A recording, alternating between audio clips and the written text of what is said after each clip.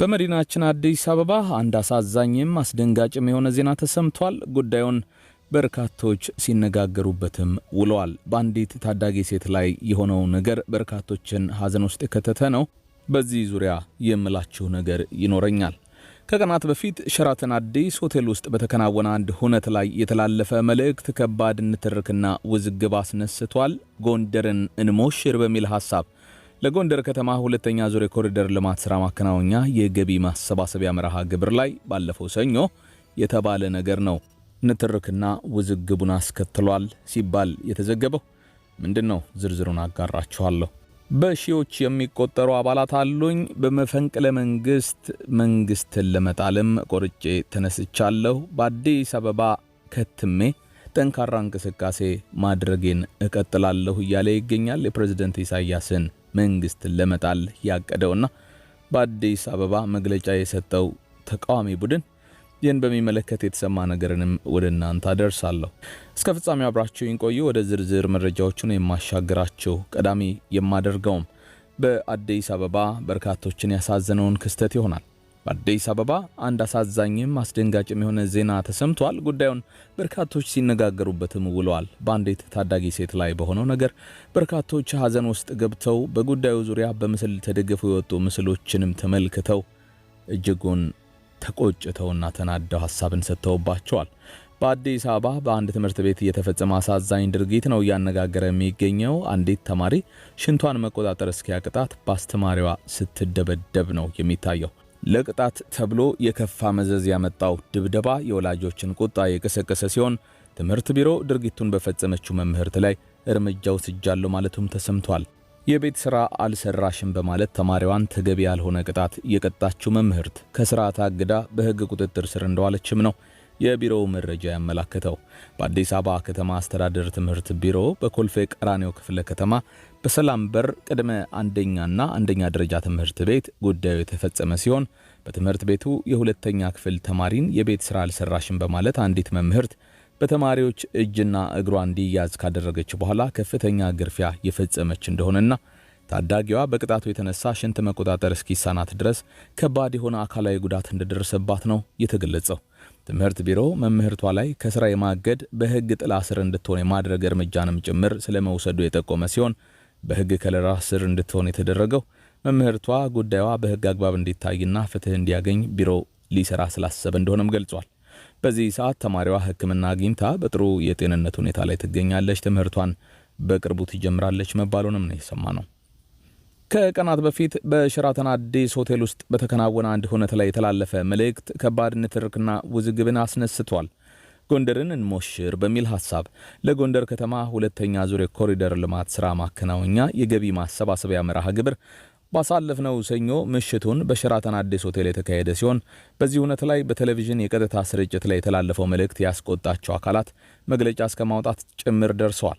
ባለፈው ሰኞ ምሽቱን በሸራተን አዲስ ሆቴል የጎንደር ከተማ ሁለተኛ ዙር የኮሪደር ልማት ሥራ ለማከናወን የገቢ ማሰባሰቢያ ፕሮግራም በተሰናዳበት ወቅት የተለያዩ ለጋሽ አካላት በሚሊዮን የሚቆጠር ገንዘብን ድጋፍ አድርገዋል። ታዲያ በዚሁ መርሃ ግብር ላይ የወልቃይት ጠገዴ ሰቲት ሁመራ ዞን ለዚሁ ገቢ ማሰባሰቢያ 2 ሚሊዮን ብር የሚጠጋ ገንዘብ ገቢ ያደረገ ሲሆን በወቅቱ መድረኩን ሲያጋፍር የነበረው የኢቲቪው ጋዜጠኛ ሰለሞን ኃይለ ኢየሱስ በአማራ ክልላዊ መንግስት የወልቃይት ጠገዴ ሰቲት ሁመራ ዞን በሚል አገላለጽ ወልቃይትን በአማራ ክልል ስር አድርገው በመድረክ በማስተዋወቁና ይህም ንግግር በቀጥታ በአማራ ሚዲያ ኮርፖሬሽን በኩል በመተላለፉ ከትግራይ ፖለቲከኞችና አክቲቪስቶች ዘንድ በማህበራዊ ሚዲያው በኩል ከባድ የተቃውሞ ዘመቻ እንዲከፈት አድርጓል። ይህ በትግራይ ሰዎች ዘንድ ቁጣ የፈጠረው አገላለጽ በቀጣይ ቀናት በህወሓት በኩል አሊያም በሌሎች የትግራይ ፖለቲካ ፓርቲዎች ዘንድ መግለጫ ሊወጣበት እንደሚችል ሲጠበቅ የነበረ ሲሆን እነሆ ትላንቱን በሌተናል ጀነራል ታደሰ ወረደ የሚመራው የትግራይ ጊዜያዊ አስተዳደር ወልቃይት ጠገዴ ሰቲት ሁመራን በተመለከተ አዲስና አስቸኳይ መግለጫን አውጥቷል።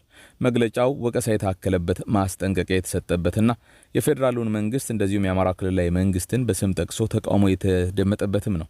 መግለጫው የወጣው አካባቢው ምዕራብ ትግራይ ሆኖ ሳለ እንዴት በአማራ ክልል ስር እንዳለ ተደርጎ ይገለጻል በሚል እንደሆነም ተመልክተናል። ከዚሁ ጋር በተያያዘም በሚዲያዎች የአካባቢው አጠራር ዙሪያ ህወሓት እንደዚሁም የትግራይ ክልል ኮሚኒኬሽን ቢሮ በተለያዩ ጊዜያት በመግለጫዎች ሲቃወሙ ታይተዋል። በዚሁ በትላንትናው ዕለት በተሰጠው መግለጫ ደግሞ ሌተናል ጄኔራሉ ታደሰ ወረደ የሚመሩት የትግራይ ጊዜያዊ አስተዳደር ካቢኔ በኩል አንዳንድ የፌዴራል መንግስት ሚዲያዎችና የአማራ ክልል ሚዲያዎች ምዕራብ ትግራይ የፕሪቶሪያን ስምምነትና የሀገሪቱን ህገ መንግስት በመጣስ የአማራ ክልል አካል ነው በማለት ደጋግመው መልእክት እያስተላለፉ ነው የሚል ወቀሳን አቅርቧል።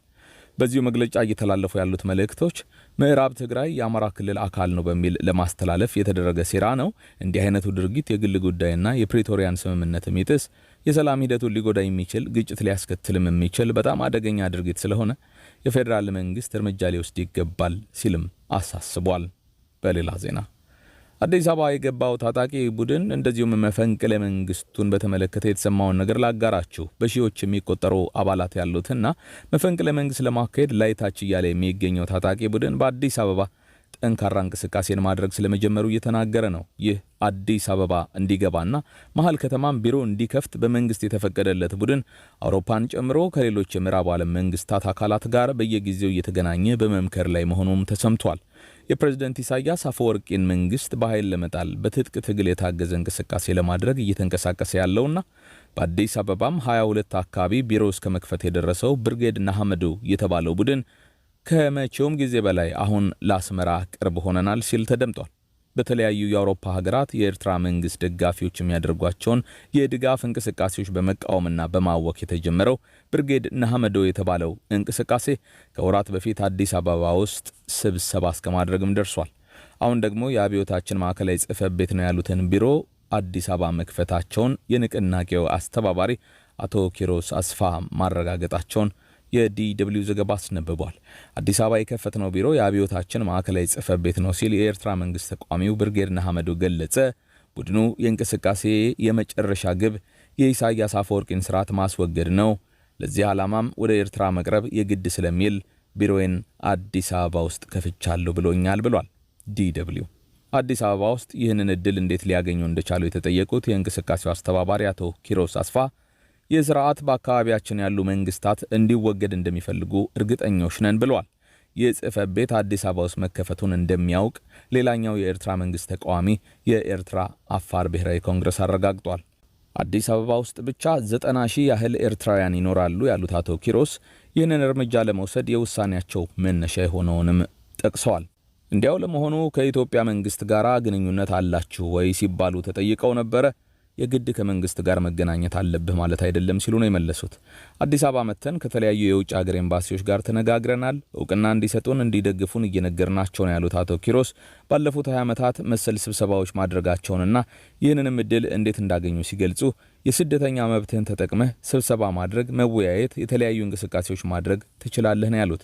የብርጌድ ንሓመዱ አስተባባሪ አቶ ኪሮስ የእንቅስቃሴያቸው የመጨረሻ ግብ የኤርትራውን ፕሬዝዳንት ኢሳያስ አፈወርቂ የሚመሩትን መንግስት ማስወገድ መሆኑን በመጥቀስ ይህንን በሩቅ ሆኖ ማድረግ ስለማይቻል ወደ ኤርትራ መቅረብ የግድ ይላልም ብለዋል።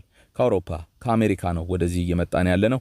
ይህም ምን ያህል ይህ ስርዓት የኤርትራ መንግስት መወገድ እንዳለበት እንዳመነን ማሳያ በቂ ምክንያት ነው ሲሉ ተደምጧል።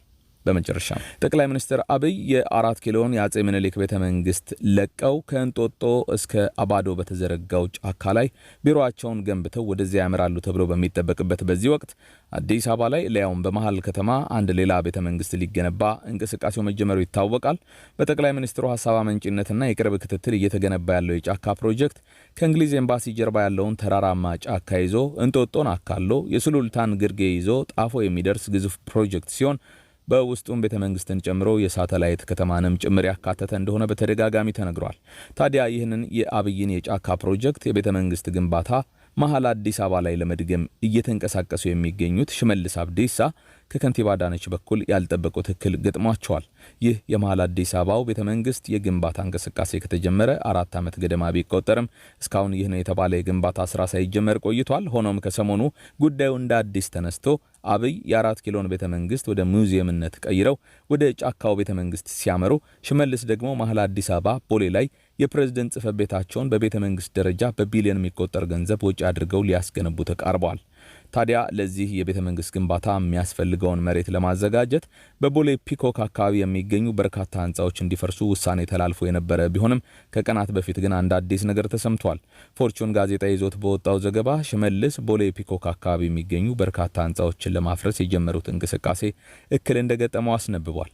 ከጥቂት ሳምንታት በፊት የከተማዋ ከንቲባ ጽሕፈት ቤት ተወካዮችና የቂርቆስ ክፍለ ከተማ መሬት ልማት ማኔጅመንት ቢሮ ኃላፊዎች ፕሮጀክቱ በሚገኝበት ቦታ ካሉ የመሬት ባለቤቶች ጋር ውይይት አድርገው ነበር። በውይይቱም ቢያንስ 31 ህንጻዎች ለቤተ መንግስቱ የማስፋፊያ ፕሮጀክት እንደሚፈርሱ ከነዚህም ውስጥ ኤቢሲ ትሬዲንግ፣ ሂጅራ ባንክ ዋና ጽሕፈት ቤት እንደሚገኙበት ተመላክቶ ነበር። በወቅቱ የህንጻዎቹ ባለንብረቶች በመሬት ካሳ ጉዳይና በሌሎችም ከፕሮጀክቱ ጋር በተያያዙ ነጥቦች ላይ ቅሬታቸውን የሚገልጽ ደብዳቤ ለጠቅላይ ሚኒስትር ጽሕፈት ቤትና ለከንቲባ አዳነች አቤቤ አስገብተው ነበር። ይህ ሁሉ ውዝግብ ከተፈጠረ በኋላ ከንቲባ አዳነች ባለሀብቶቹን ሰብስበው ባነጋገሩበት አንድ ውይይት ላይ ህንጻ ፈረሳው እንዲቆም መወሰኑን መናገራቸውን ፎርቹን ጽፏል። ከንቲባይቱ አዳነች ባለፈው ሐሙስ በአካባቢው ከሚገኙ የህንጻ ባለንብረቶች ጋር ባደረጉት ውይይት ለኦሮሚያ ክልል ርዕሰ መስተዳደር ቤተ መንግስት ግንባታ ማስፋፊያ ፕሮጀክት በሚል ሊካሄድ የነበረው ፈረሳ እንዲቀር መወሰኑን ለባለ ንብረቶቹ ተናግረዋል ተብሏል። አካባቢው ከበቂ በላይ በመልማቱና ህንጻ ማፍረስም አግባብ አለመሆኑ በመታመኑ የከንቲባ አዳነች አቤቤ ካቢኔው የማስፋፊያ ፕሮጀክቱን ሳያጸድቀው እንደቀረና በሽመልስ አብዲሳ ቤተ መንግስት ግንባታ ምክንያት ሊከናወን የነበረው ፈረሳ ቀሪ መደረጉን ያስረዱት። በዚህ መሰረት የኦሮሚያ ክልላዊ መንግስት ርዕሰ መስተዳድር ጽሕፈት ቤት ግንባታ ተጨማሪ ህንጻዎችን ማፍረስ ሳያስፈልግ በተወሰነ የመሬት ይዞታ ላይ እንዲከናወን መወሰኑን ነው ዘገባው ያመላከተው። ሆኖም ከንቲባዋ ይህን ቢሉም በአካባቢው የሚገኙ ባለንብረቶች ስጋታቸው አሁንም አልተገፈፈም። እንዲያውም ብዙዎቹ ጉዳዩን በጥርጣሬ እንደሚመለከቱት ለፎርቹን ተናግረዋል። ምንም እንኳን ከንቲባዋ በተፈጠረው የመረጃ ክፍተት ይቅርታ ጠይቀው ለባለ ሀብቶቹ ስለ ጉዳዩ ቢያስረዱም የአካባቢው ባለ ሀብቶች ግን አሁንም ቢሆን ጥርጣሬና ስጋት አልተለያቸውም። ነገ ከነገ ወዲያ ባልታሰበ አጋጣሚ ቤት ፈረሳው ሊከናወን ይችላል በሚል ስጋት ውስጥ መሆናቸውን ዘገባው አመላክቷል።